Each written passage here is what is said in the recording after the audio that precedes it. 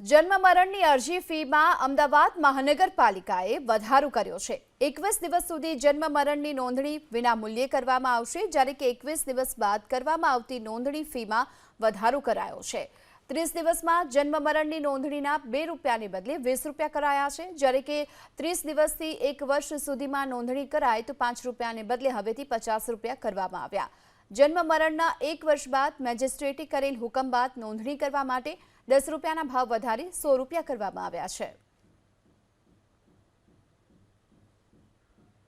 राज्य सरकार द्वारा फेब्रुआरी 2025 में गेजेट प्रसिद्ध करवामां आव्युं, जेमां जन्म अने मृत्युनी नोंधणीना दरमां फेरफार करवामां आव्यो। जन्म अथवा मृत्युनी नोंधणीमां 21 दिवस सुधी पहला पण फ्री हतुं अने हालमां पण 21 दिवस सुधी नोंधणीमां विनामूल्ये करी आपवामां आवे छे। 21 दिवसथी 30 दिवस सुधीमां जन्म अथवा मृत्युनी नोंधणी करवामां आवे तो पहला ₹2 चार्ज लेता था, जेनो राज्य सरकार द्वारा ₹20 करवामां आव्यो छे।